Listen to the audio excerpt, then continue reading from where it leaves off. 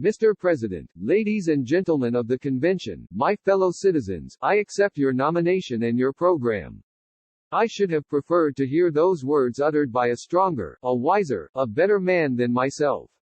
But after listening to the President's speech, I even feel better about myself. None of you, my friends, can wholly appreciate what is in my heart. I can only hope that you understand my words. They will be few. I have not sought the honor you have done me. I could not seek it, because I aspired to another office, which was the full measure of my ambition, and one does not treat the highest office within the gift of the people of Illinois as an alternative or as a consolation prize.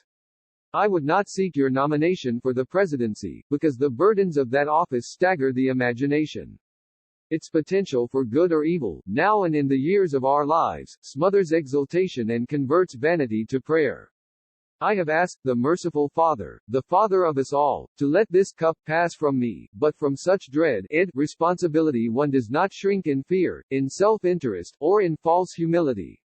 So, if this cup may not pass from me, except I drink it, thy will be done.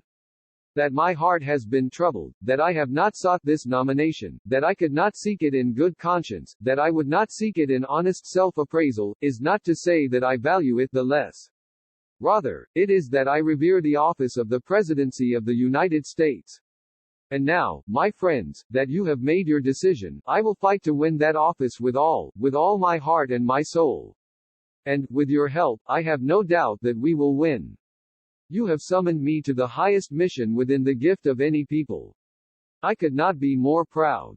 Better men than I was at hand for this mighty task, and I owe to you and to them every resource of mind and of strength that I possess to make your deed today a good one for our country and for our party.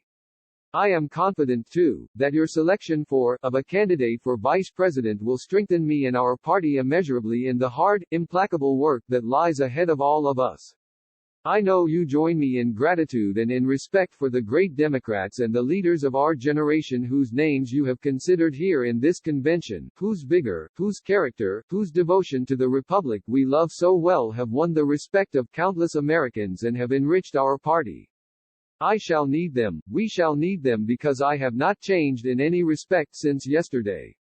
Your nomination, awesome as I find it, has not enlarged my capacities, so I am profoundly grateful and emboldened by their comradeship and their fealty, and I have been deeply moved by their expressions of goodwill and of support. And I cannot, my friends, resist the urge to take the one opportunity that has been afforded me to pay my humble respects to a very great and good American, whom I am proud to call my kinsman, Alben Barkley of Kentucky.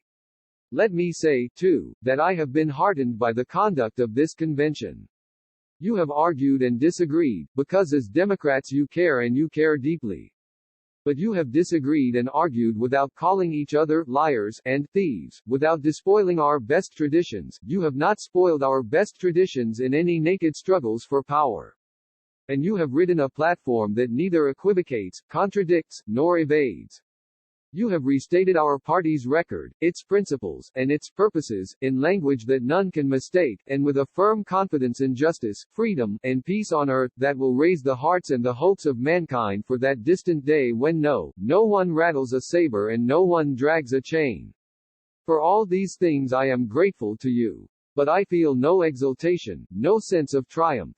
Our troubles are all ahead of us. Some will call us appeasers, others will say that we are the war party. Some will say we are reactionary, others will say that we stand for socialism.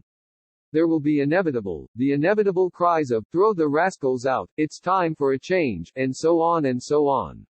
We'll hear all those things and many more besides. But we will hear nothing that we have not heard before. I am not too much concerned with partisan denunciation, with epithets and abuse, because the working man, the farmer, the thoughtful businessman, all know that they are better off than ever before, and they all know that the greatest danger to free enterprise in this country died with the Great Depression under the hammer blows of the Democratic Party.